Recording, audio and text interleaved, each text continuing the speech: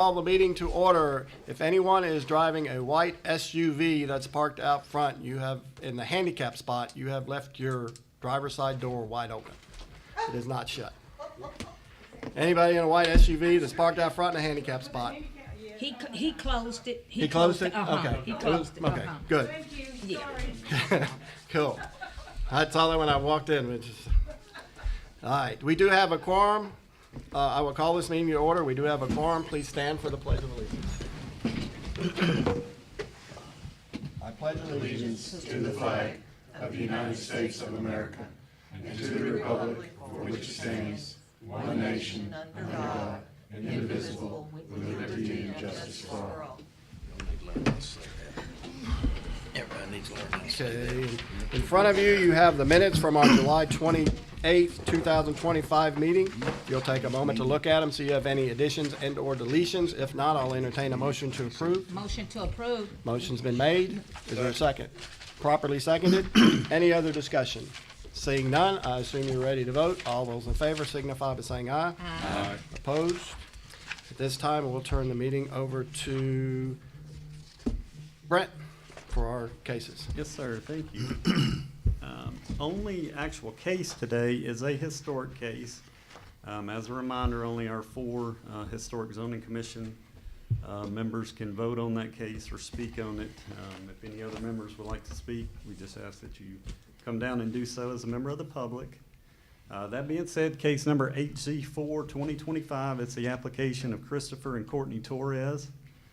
The reason for the request is approval for painting exterior of building, asking for votes to be in favor of the updated and positive change of the face of the building for property located at 124 Public Square. That property is highlighted in blue on your screen in the Public Square Historic District, which is in pink. This is looking at the building to the right, the yellow or blonde brick building as of a couple months ago.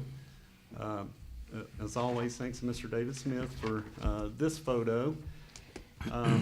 As you can see at the time, it was a blonde or a yellow brick. The Tennessee Inventory of Historic and Architectural Properties had this to say: its historic name's the Post and Block Carriage House. It was built as a middle 19th century carriage house for the Post and Block, and then rebuilt as a commercial building in the early 20th century. Next slide shows the property as it currently sits. This is a case where the work has been completed. The color that is on the building is a Sherwin-Williams alabaster color. We'll draw your attention while I'm on this slide to this area here, kind of the recessed area. The applicant is looking to paint their Shutter and Sage photography studio and event center in that area. The staff does recommend against painting the signage on the building. And also they are only allowed 9 square foot of signage total, being in a historic district. Staff comments: brick shall not be painted unless it is extremely mismatched or so deteriorated that it cannot resist moisture penetration. If painting is necessary, the natural color of the brick shall be used, and as I just mentioned, the total area of each sign shall not exceed 9 square feet. And finally, before I open it up for questions, as with all historic cases, all adjoining property owners were notified. And I will answer any questions of the staff if there are any. Anybody got any questions for the staff? Yeah. For the commissioners, 9 square feet allowed, how many square feet are they looking at on that? Haven't specified yet. That's just for clarification on their end as well.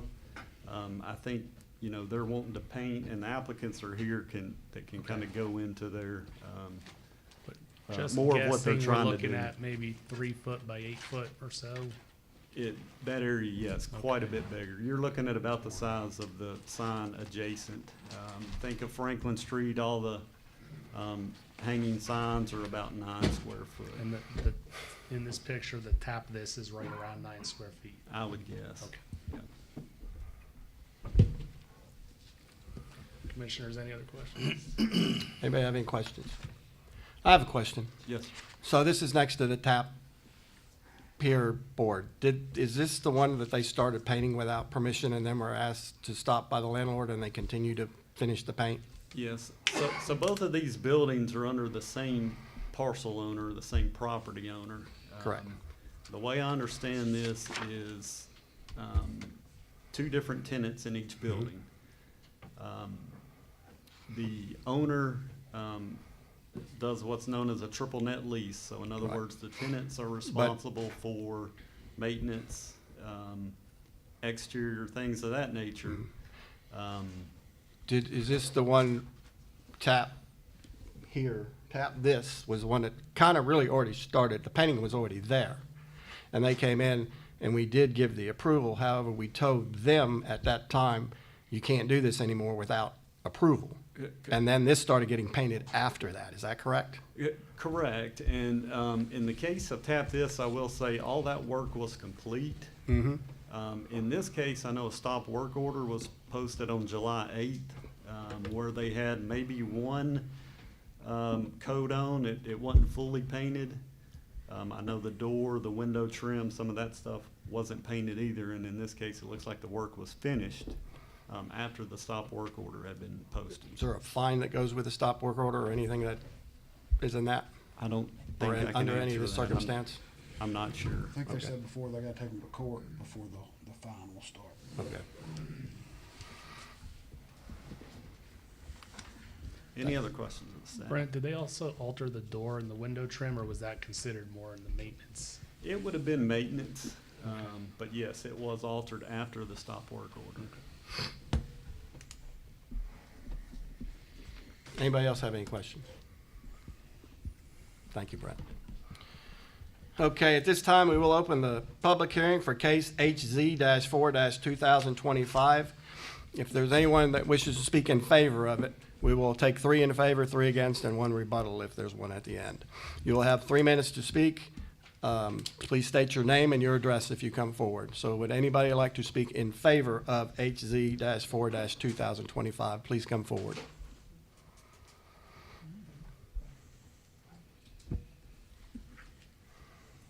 I will have my clock timer on because that's what we have at the moment. When you hear the buzzer, that means your 3 minutes are up. Kind of, if you go that long, try to conclude. I'll try Thank you. not to. How you doing, sir? So we have that property, the 124. When we started on that, we were just trying to match the other one. We hadn't talked to Tap This or known about any of those issues as of yet. We had not met the owners of that building And then when we had gotten the stop order, I had a gentleman who was painting, and I guess he finished the same day, but we weren't there that day, you know, after. That's why we didn't paint anything or the signage or anything of that sort. And I've been working with Brent So to figure out you the exact signage. you finished? Go ahead. I'm Sorry about that. No, we had somebody painting it for us, and we just, what do you call it? Sure. So, the stop work notice got put on July 8th, I think you said, I can't remember the exact date. I called, the name on there I think was Jason Gregory, and I called, talked to him, and then he gave me information for Brent Clemens. So I personally called the same day we got that work notice order. It was in the afternoon, I believe, when I talked to him, maybe around 3 o'clock or so, and explained that we had gotten it. You know, we're just leasing the building, we're kind of new to all of this brick and mortar in downtown and everything. And he explained further that we should have been told not to do this prior to painting, but we were never told that we couldn't. We never asked permission, but we weren't told that we couldn't alter the building. So that same exact evening, the guy that was painting came to do the second coat, but we were not in contact with him. There was no way of contacting him because he's a disabled veteran. So he finished painting that night, I believe, kind of late. And then when we came back 2 days later or so, the painting was finished. So we did paint the window trim and the door after that, knowing the door though was like a rotted and everything, so we did change that door. And We didn't change the window trim. No, we just painted the wood around the window trim, so we did do that after, but I did not take that into consideration of being like the part of the brick when, after talking to Brent. So I moved forward with painting the window trim myself and changing up the door. But as far as the building being painted after the work notice was because it was all in that same, like a 24-hour period of the work notice, not just like, oh, well, yeah, it didn't just move forward with like, well, I talked to him.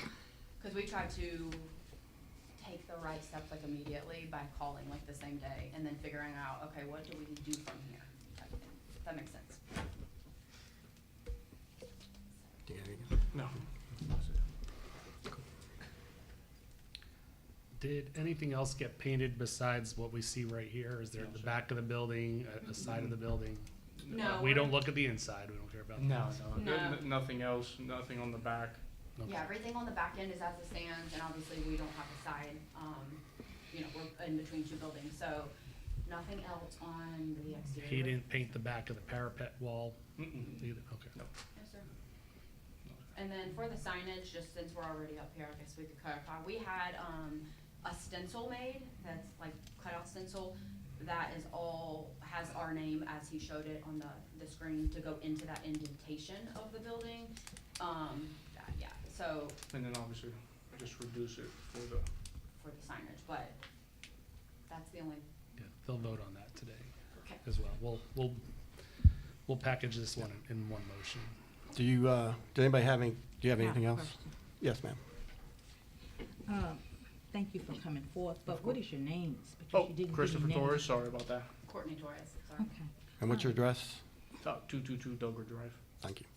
okay. I heard you say that, you couldn't get in contact with the veteran guy after you received the notice about not being able to paint it again after you got the notice from the city? So he was someone who was painting for us, that we used our contractor. Well, he was painting for us, but then he basically, what's the word I'm looking for? Contracted out the job to another gentleman, So you said just there because was he a couldn't. third party involved? He was a Correct. third party, but, So we only had like, So we contracted him for painting, but then Mhm. he contracted it out to someone else Somebody just else. because he couldn't. Later, he told us he couldn't be climbing the ladders or anything like that. so the kid that did it, by the time we were in contact with our actual contractor, says we can't move forward, they had done that, finished painting the same exact day as the notice went on the doors that evening, so it was. so he wasn't a phone call away. No. So when you, leased the building, did you have a contract with the owner that says that you cannot paint this building? Did he give you any?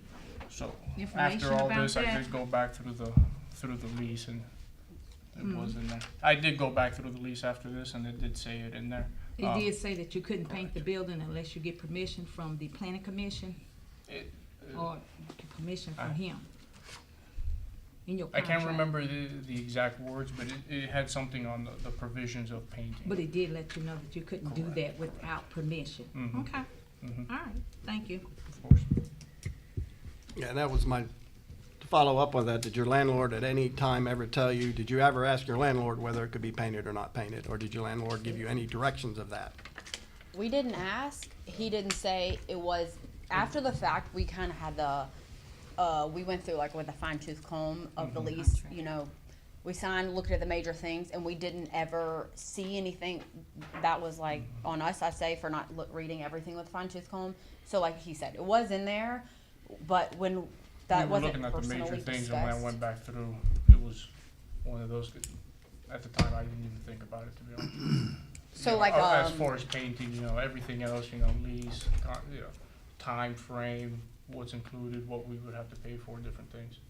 yes, so I guess upon meeting them, seeing the building, signing the lease and shaking hands, there was just no discussion there on that, so we didn't ask, and he didn't say, and we were just like, we went into it like, we're gonna make it better and fit the aesthetic, I guess, of the business and bring a more beautiful, welcoming. And you knew you were in a historical section too. We Mm-hmm. did not know, we didn't even know Until that that notice, something I was. didn't even know that was a thing. We've never owned a business, so a brick and mortar. So this is all very new to us. Okay. Anybody else have any questions? Yes, ma'am. So, you know that when you read a contract, you're supposed to read it well, the fine print and everything, and that is a major thing in there. If it told you, you know, you shouldn't paint, that's something you really need to, look at whenever you rent a building. I guess you're learning your lesson today. But, always, read your contract before you sign it. Don't just sign it. Yes, ma'am. Always read it. ma'am. That's very important. Yes, ma'am. Okay. RPC says. Thank you. Yes, Lord. I'm sorry. Anybody have any other questions? Thank you. Thank you. Would anybody else like to speak in favor of HZ-4-2025? Anybody in favor? Please come forward, state your name and address. Anyone in favor? Seeing none, anybody wish to speak in opposition against HZ-4-2025? Anyone in opposition? Please come forward, state your name and your address. You will have 3 minutes. Brenda Harper, 503 Lisa Court, Clarksville. I just want to speak to the issue of how we need effective enforcement of the guidelines. That, as unfortunate as it is for this couple to be in this situation, I'm empathetic with the position they have. They're still, once again, 2 months ago this happened, and then once again we're confronted with the same situation. People didn't know, didn't understand, or I'm not sure what all the reasons are for everybody every time, but this happens over and over again, and it just seems that we must have effective enforcement of the guidelines on historical properties. We can't just keep turning a blind eye to folks who don't comply. Any questions for me? Anybody got any questions for Brenda? Yes, ma'am. Thank you. Ms. Harper, what do you suggest we need to do? You said we need to pay attention and, you know, try to catch this before it happens. So what do you suggest? I just Well, wanna hear. if it were up to me, my recommendation would be that anytime anybody buys a historical property, that they have as part of the written agreement in the sales transaction what the guidelines are for that historical property. I don't think that's the case. But I think that would be a good idea. Now, in this case, it sounds like probably the owner did know there were restrictions and put it in the lease. And as you said, you know, it's incumbent upon the tenant to read the lease that they signed. But we all know, we often click agree, especially if things online, saying we've read them, and it goes on pages and pages and pages, and we don't. But that's unfortunate. But the fact remains that if I understand the guidelines right, they never should have painted it. And if it did need painting because of the deterioration of the brick or how mismatched or broken it was, then it needed to be painted the same color as the original brick. So I don't know how you remove the paint once it's on there, but I remember years ago being at one of these meetings and someone had done something like this at a property that was somewhere up in the area of Smith Trainer and Mansion. And the remedy that was taken then was to instruct the property owner that he had to strip off the paint. So I'm not saying that that's my recommendation because it's not up to me, but it seems to me that's a possibility. Another would be to paint it the color of the original brick, although in the pictures you showed the original brick looked like it was in quite good shape. It might not be aesthetically my favorite color, but it didn't look like it was deteriorating. Okay, thank you. Anybody got any That's for me. other questions for Ms. Brenda? Thank you.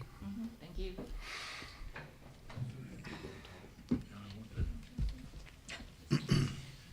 Good afternoon, Jennifer Rudolph, 313 Hampshire Court. Basically what Brenda said, I completely back her up. What do we do going forward? There's no good answer. There really isn't a good answer. It would be nice to do a case-by-case decision on things like this, but that won't work either. You set a precedent. When you tell one person yes and the next person no, that really muddies the water. I've spoken to Mr. and Ms. Torres.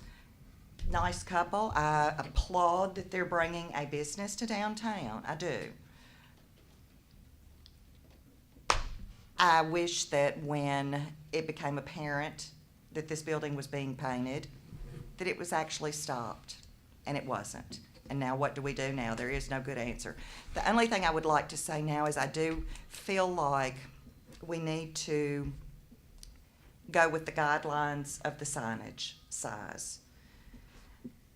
Not because of this particular couple or this particular business. It's a precedent that we set moving forward with our historic properties, and we've got to try our best to keep them in that, what the zoning ordinance states.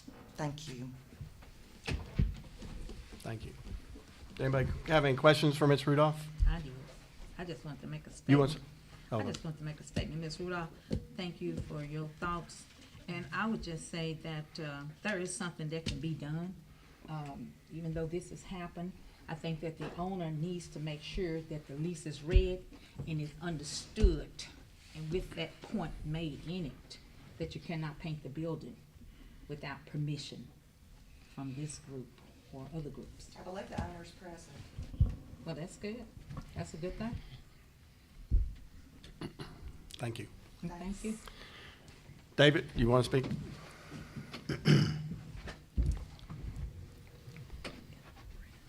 David Smith, 318 Andrew Drive. One of the biggest issues here is the knowledge, okay? We go back to the same thing. We have these issues, the guidelines are out there, they're not easily accessible. I mean, if you're a real estate agent, excuse me, and you're gonna take a chance on losing a lease, you're not gonna tell these people what's going on. I mean, you're gonna make the sale. So let's be realistic about that. We've got to do a better job of getting this information out to the tenants in the historic district. Because we're looking at a business coming downtown. Downtown is struggling.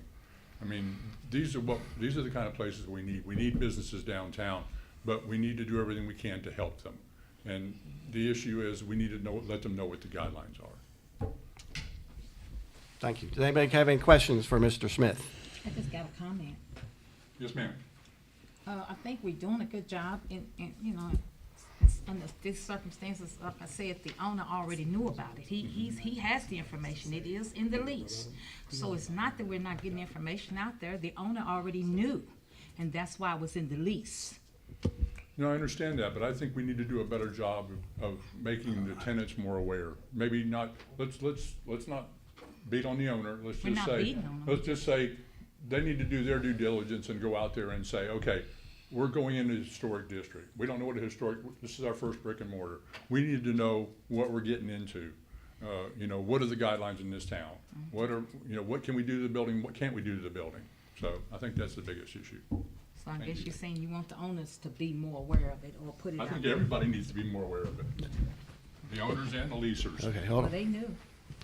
Okay, we've had 3 people spoke against. At this time, if anybody would like to rebuttal, you will have 3 minutes. Would you like to rebuttal? Torres. You don't have to, but You don't have to. you're allowed to say You're- anything you're allowed else. Okay. You're good? Okay, they're good. All right, at this time, we will now close the public hearing for HZ-4-2025. Does anybody else have any questions? Mr. Tyndall, I think. I'll defer to the commission first, and then I've got a couple ideas and Okay. thoughts I'll definitely share here. All right, I got something I can. go ahead. I just talking with the staff and everything. We painted that other building, and that was allowed to do it. I clearly put this on the owner for not telling them, because you had the one building and they had to know it was going there, and he or she didn't do enough to enforce it. I'm almost to the part at this time to ask him to take the white paint off, and I'm definitely not in agreement with the sign. They need to stick, if we make a motion, they need to stick with the sign of how RPC has it done in the parameters. But I am for one, and I only vote in case of a tie, so that won't matter, but I am for one, this is getting redundant and old to come here afterwards. Does anybody else have anything? We've closed the public hearing. I was looking at you as talking. Yeah, you could have came up. You could have, I looked over your way. I thought maybe you were just here in case there was question. Against it, so I don't, and I'm not necessarily for it or It's against it, but I would surely like to tell you the steps that the owner took. It's too late. I've got your email, and I think we'll cover that here a little bit. So here we are, third, fourth time in the last 2 years we're being asked to approve a building that's been painted well after the fact. And, you know, especially a frontage like this, you know, my teenagers could have that thing painted in a couple hours real quick before even code department even recognized that something was going on out there, especially if you did it on a Saturday or Sunday. So I think we're not a little town, and things like this can happen pretty quickly out there, not just downtown, but just about anywhere. It's a lot harder to build something without a permit, because they're going to say, okay, why is the ground being disturbed and you don't have a permit? We don't require permits for painting. I spoke with some of my peers in the last month once we knew this was on the agenda from Franklin, and a couple of years ago Franklin had a similar case. They actually stopped the building mid-painting, so it was kind of had a unpainted brick section and a painted brick section. The commission there asked them to experiment with several different types of methods to remove paint. Unfortunately, their determination was whatever you do is going to damage that brick too far, that you're actually doing more damage removing the paint than you damaged it by painting. As a historic district, we know that white and black aesthetic, that's a 2020s aesthetic. That is not the, you know, turn of the century aesthetic that Public Square had originally. The city, even the city redid their archway of their city hall just recently and paid some good money to do it in a historically accurate manner, with plaster and everything. So I think it becomes one of those asking for forgiveness, and we're always put in a very difficult position here. As far as to go to Commissioner Smith, Wanda Smith's comment and some of the other comments about notification, I'll draw from some of my experience when I was working with the Air Force. We were down in Tampa, and MacDill Air Force Base flies over a very affluent neighborhood. And that one of the recommendations we made down there is that every property that they fly over should, upon exchange of property, receive a notification that you are in a noise zone. You are going to be experiencing noise over certain decibels so many times a year. I would like to see, and that's a local ordinance, that's not something we can do or we can require here at the design board. I think the Regional Historic Zoning Commission should possibly write a memo through staff, and we can take a motion on it after this, to raise to City Council, to ask City Council that all property transactions and H1 overlays come with a copy of the guidelines and a section of the ordinance, so that there's no one can deny that they didn't know that you were in a historic district. And I know when people close on a document, you're signing 100 pages and you're just flipping through. I know it still is not going to require anyone to read it, but you can never deny that you did not receive it. So I think that would be a good local ordinance to pass for all of now and future historic districts. It'll just be at the cost of the owner to print out the 20 or so pages and have it as part of the closing documents, and we'll make sure that the different brokers and title agencies know that if it does get passed. So, but we can do that under new business after this. That's my thoughts on this, and I'll leave it up to y'all. Does anybody have any other questions? I'll entertain a motion. I'd like to make a motion that we ask them to repaint in a historic color and keep their signage to the 9 square feet, To the RPC, to the RPC guides. as well as the color that they repainted, the original color. So the motion is to repaint it the closest you can to the original brick according to the RPC permission, historical RPC permission, staff, as well as get the right type of Stay to the signage. 9 square feet. Stay to the 9 square feet and as per the RPC And just to approval. clarify on the 9 square feet, they're wanting to paint it on the building. The staff would recommend against that. While we Yes. hope they're in business 50 years, it also could be 5 months. That's why I said RPC approval, Left. down to the 9 foot, or the 9 foot sign. Yeah. So, which means it wouldn't be painted, because that's not an Not RPC approval. painted, okay. Is there a second? Nope, it failed. Yeah, it can only be one of the two of us. They're not allowed to vote because they're not in the historical. Fails for lack of a second. What Can I what second? color are we gonna paint it to make it historic? That's the question. It'd be RPC's, whatever the original color of the brick Can we was, ma- close to that. So we recommend, a lot of times, Sherwin-Williams has a historically correct exterior palette. on their website, and we guide people when repainting or painting structures to kind of go off that basis. Good, would that be good with y'all? Well, can you go put the original picture up? Yeah. What's unfortunate about this is there's about 3 different colors going on in there, but Yeah. we would recommend a beige that's in that, Yeah, whatever you in recommend. that range, correct? Or that, or anything from that palette, you know, I think as it's painted now, you know, the cream color that, or alabaster that this is contrasts with the white next door, whereas, you know, the white's probably more out of character than the cream, but Sherwin-Williams does have a historic exterior paint palette that they could choose from and report back to the commission with what they choose. Right, well, they have to report back to you, your permission Correct. for that, yes. So they would approve that. We could leave it up to them to come back next month with Right, a I sample could, and. whatever they propose, I could bring back I next think month. that would be more what I'd be looking for. Appropriate. Yeah, appropriate. Was what? That'd be more what I would be better. I have a question. Have them come back. Hold on, next hold on. month. We're kind of within a motion right now that hasn't been seconded. Would you just rescind your motion for the moment? Yeah. I rescind my motion. Thank you. Continue on your discussion. What I think Brent just explained was if you wanted to make a motion to approve painting to an approved historic palette, we can ask them to bring back a sample. You can either let Brent and myself determine that that's appropriate, or if you wanted to next month, you could have this, we could have this as continuing business and approve that color next month. I got a question. Is this to paint the whole building, repaint the whole building? The front of it, right? Just what you their see. part. Just their part, Oh, just that, okay. yeah. I wish we had thought about this last month. Any other questions? No, Is there a motion? I'll make a motion, To bring it back. to change the color to a historic color. And the sign? And keep the sign. And the Sign be 9 foot nine according to 9 square RPC? foot. Yes. Yes. And meet RPC, And not painted. RPC regs. Okay. yes. And I second it. As well as the painting? RPC regs too? Yes. Okay. And You got that, Brent? do we want to allow the Brent or Yes. to approve the color? I don't think Yes. they need to come back. I think they Okay. can deal with Brent. Yes. And is there gonna be a time Did you limit get the on it motion? that they're required to do this? I think Get it that- done? You want to Next restate it? Huh, next month? Within the next month. Okay, yes. next month, by next month. I second it. Can you restate the motion?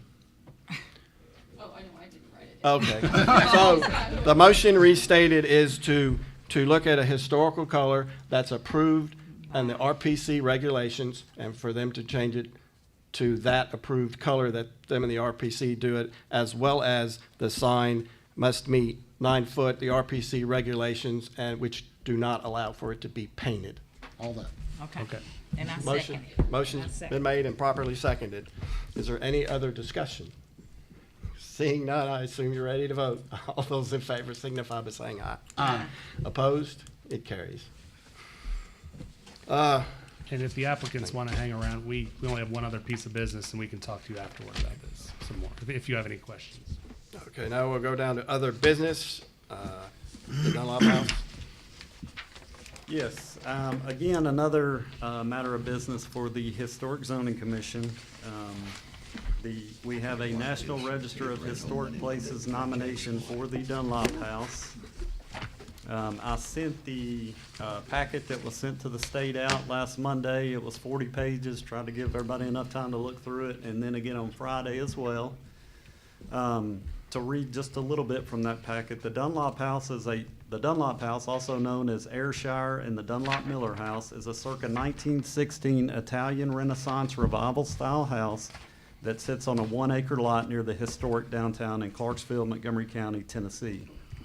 The 2-story house with full basement retains its character-defining features, including its hipped clay tile roof, bracketed cornice, brick veneer, and structural terracotta construction, wood windows in varying configurations, prominent facade on the south, and side on the east have arcaded porches that shelter entryways with ornate metal grills and many other interior features such as trim and the staircase. The property also retains a contributing 2-story circa 1916 carriage house, a circa 1916 formal garden with brick paths and brick wall that encircles the property, and a circa 1985 non-contributing parking lot. the property retains its overall integrity. The document also goes into great detail on the interior and exterior of the structure, gives a detailed history of previous ownership to include Joseph Dunlop, the founder of the Dunlop Milling Company, his daughter Maddie Brown, and her husband Alan Brown, and Jack Miller. It goes on to state the Dunlop House retains its integrity to convey its architectural significance.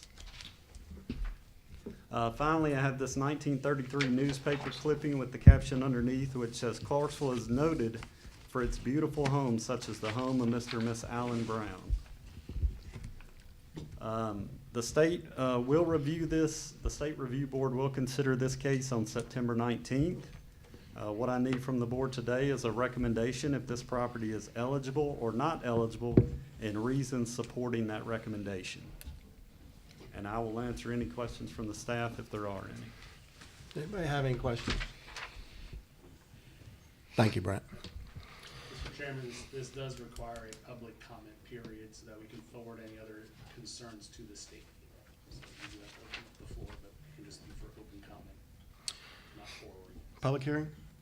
Yes. So we will now open the public hearing for the National Register of Historic Places nominations on the Dunlap House. Does anybody wish to come speak, whether we do in Just favor? make any Anybody comment. wish to make a comment? Please come forward. You don't have to every time. Louisa Cook, 5 Thayer Lane, Clarksville. I absolutely think this house ought to be on the Historic Register. I hope it succeeds. It is a lovely home. It's one of the last really, really nice houses in Clarksville. And as we all know, we have been round and round about this house, and I'm so pleased that it will be standing. So, yes, absolutely. Thank you. Anybody else? I just wanted to state for the record, yes, we have been round and round about this house, and I recommend that we do forward this board's approval for this house to be included on the National Register. I don't know that we have any say-so as to the paperwork and what information has been included in the paperwork. Jack and Louise Miller owned this home longer than anyone else, longer than the Dunlops, longer than the Dunlop's daughter, Miss Brown. I think that Clarksville has become to calling this house, they never called it, to my knowledge, the Dunlop House. It was always done the Miller House. Now we're tending to call it Dunlop Miller, and I wish we could keep it that way. I wish we could also maybe have the history of the Dunlop family and the Miller family and their contributions to our city and town, because that's also important history to go into these packets, other than just the architecture. But I think we definitely should do this for the home. Thank you. Thank you. Those are very valid points. Brent, the application is something about 45 pages long, isn't it? And Yes, it is. yeah. Can we get it to Miss Rudolph and friends, and they can still make comments until the 19th of September for the state, correct? And I think they can go to that state hearing as well. Yeah. We were copied on that, which we appreciate. Okay. The Montgomery County Preservation Coalition, which now is 5013C certified with the state and the federal government. Thank you. Anybody else wish to make any public comments? Please come forward. Anybody else? Okay. And you mentioned. Well, for- we'll need any other, we'll need to close the business on this first. Okay.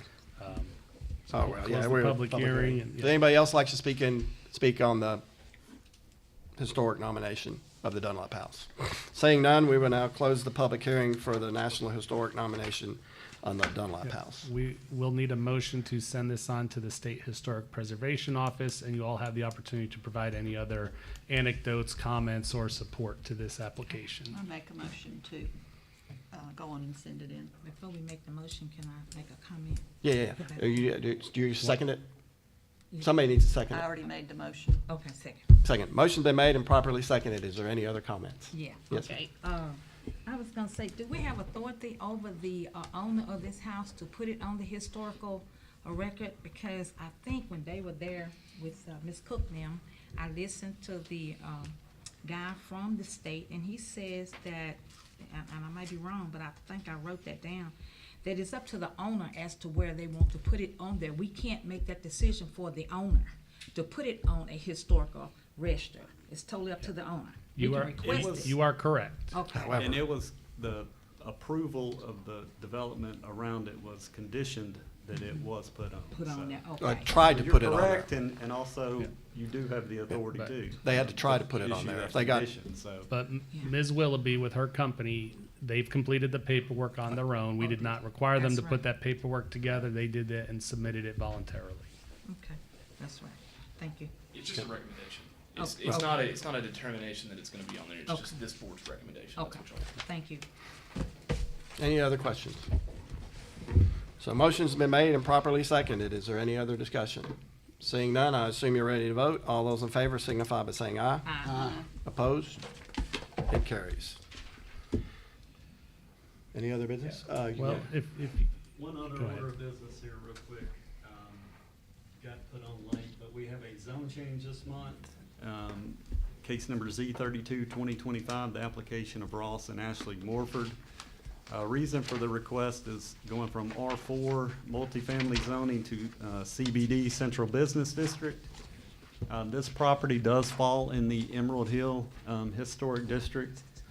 On the zoomed in shot here, just pointing out, there are two structures currently off of Marion Street. Those two historic homes are planning on staying.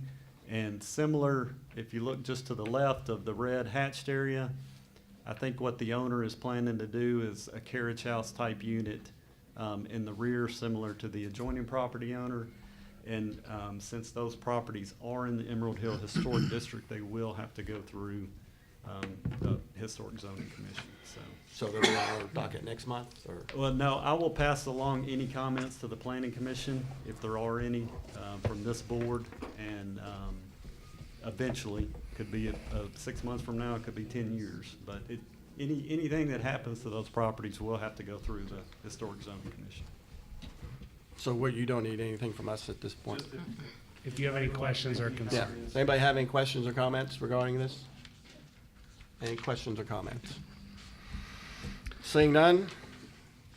You said So you- as I mentioned earlier, it's not in the authority of the Planning Commission or the Regional Historic Commission, but I believe if you wanted to petition City Council to consider a notification ordinance that all H1 properties provide future sellers and lessees a copy of the ordinance, I think that would be good. And if you all approve it, we can draft the memo from the board and send that off to City Council so they can consider it at a future meeting. At least. Would anybody like to make that motion? I'll make a motion for that. Motion's been made. Is there a second? Second. Properly seconded. Any other discussion? Yeah, I got one We question. all What- vote on We it? can all vote on this? Do we all vote on It this or says it's just gonna be in the historic? historical zone? Probably just historic. It's historical. I'll let, I will point out, we have a guideline update going on right now, that we're expecting by the end of next month. And we will hold a public hearing where we will notify all affected property owners at that time. Now, that doesn't take care of 5 years from now when a property's sold. But I think for this matter, I think historic only would be, yes. the method for contacting them. Now, we may want to wait till the historic ordinance is updated in 3 or 4 months, Yeah, and then that's maybe what I was- maybe we include it with that. I'm just talking out loud here, but rather than get it out there and have everyone start to get an old copy of the ordinance, we can have it ready so that it kicks in with the new guidelines. And all current property owners will be notified in the coming months for a public hearing, and, We can actually probably fold it into that zoning ordinance update and require it then. What do y'all think about that? Save it for about another, we're gonna have a meeting, do you remember when that was? End of September, I End of believe. September. After the next meeting, we're gonna have a, meeting on the guidelines with the consultant. We've seen the first draft of it. We like it. It looks good. We're working through it with the consultant, but we're gonna have a public meeting with the Regional Historic Board members. Obviously, Common Design Board members will be invited as well. And anyone who owns one of these properties will be notified that the meeting that we'll have on that before we bring it forward to city council to change that section of chapter 9. So maybe that's a good time, is when the chapter 9 gets updated, we then also add a notification requirement separately at that time. So do we need to amend it to add that notification when they're upgraded, or just pull it? I think let's hold on to the idea now, but when you all are going to see the guidelines in probably end of October, maybe November, when it comes forward, then I think you forward it on with that recommendation at that time. So let's keep that in our head. So who made the motion? Eric. Eric, were you okay with pulling the motion for I'll now? pull the I think motion. we need. Wanda, you seconded it? Seconded. Or you seconded it? Who seconded it? I second it. Wanted to- They both, so you're good with pulling it for now? Until we have the new ordinance. Till we have Yeah. the new one? Okay. Good, so it is pulled. That's That takes care of, is there any other business to come before this body? Staff does not have any other business today. Okay. This time, public comments, please come forward, you'll have 3 minutes. State your name and address, please.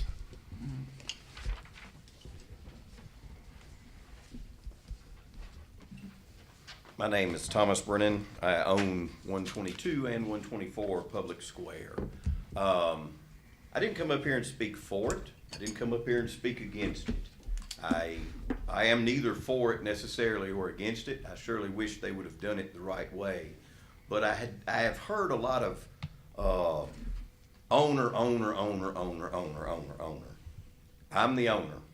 What steps did I take to prevent this from happening? I spoke with Whitley. I've never even met the Torreses. Hello. I've spoke with Whitley. She is indeed your real estate agent? Correct. My wife and her had a text message conversation. I don't know if you guys got a copy of it. I did include it in an email to Mr. Tyndall. In that, it says, she's buying furniture already, he. Sweet, do you have any idea what they're doing? Any renovations inside or outside? This is my wife. They're planning, her real estate lady, they're planning on doing floors, cleaning up electrical panel, renovating the bathrooms. Exterior, she wants to spruce up with white paint, signage, and a new door. My wife, okay. Make sure she asks for the county's blessing before she paints any unpainted brick. Absolutely. Do you know who the best contact person is? His name is Brent Clemens. He's on the Common Design Review Board at the Regional Planning Commission. He's the one to ask for any approval on any exterior renovations. So, then on the lease itself, now this was 9 days before the lease was signed that we talked to the real estate lady. Told her she had to ask. So, in 122, I had tap this building. I had all the right legal mumbo jumbo. I'm just going to call it legal mumbo jumbo.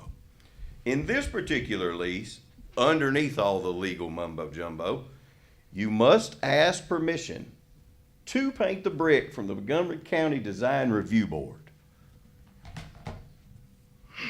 I, as an owner, have sat back here and listened to you guys say owners need to do this and owners need to do that. Short of putting an armed guard up there, what am I supposed to do? And I'll listen.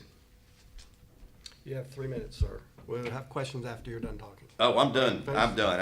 I'm curious at this point what I could have done differently, I guess is my question. And you were the one that was like, went after it. I'd love to hear your rebuttal first. Obviously, what you're doing, sir, is not working, so you need to go a different route. What would you suggest? I would suggest that you, just like we're talking about, giving them a thing and saying, put it in their hand and making them know, or more communication. Sign it. Or sign it. Make sure they sign it and initial it right there. What you're doing isn't working, sir. I hate to tell you, what you're doing is not working. It didn't work. Well, and I don't know what I could have done any further short of standing there all day long, 24 hours a day. Bring it exterior It's to in the lease. I mean, all I can say, what you're doing didn't work, sir. Does anybody else have any questions for Mr. Brennan?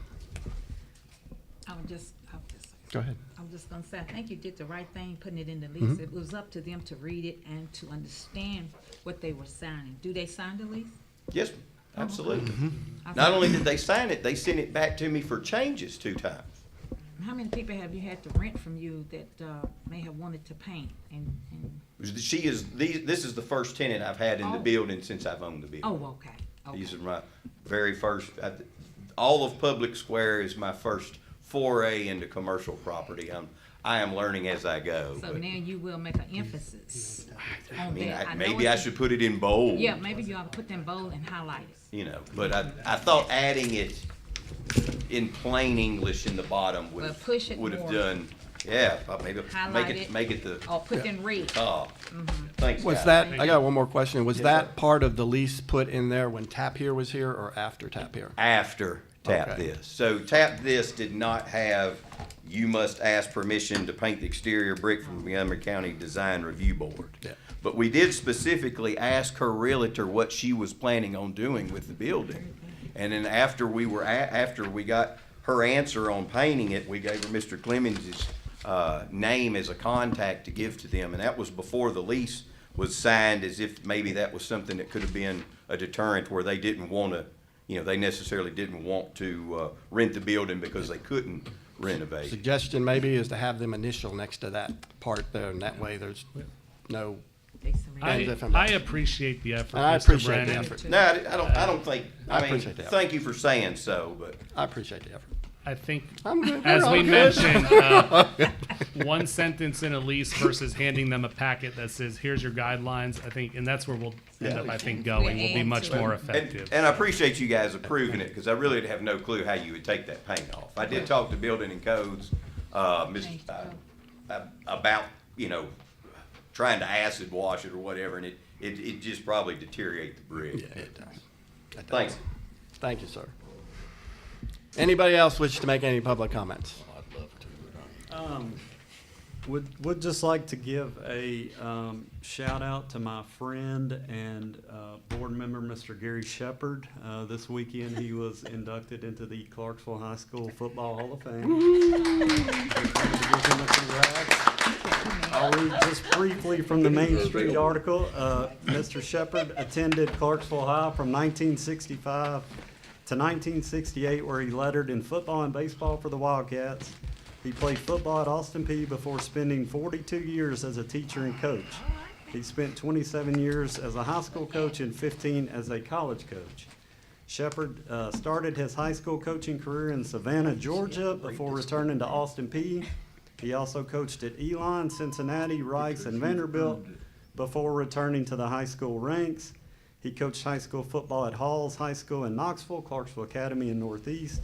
Shepard is also one of the original founders of the Tennessee Football Coaches Association.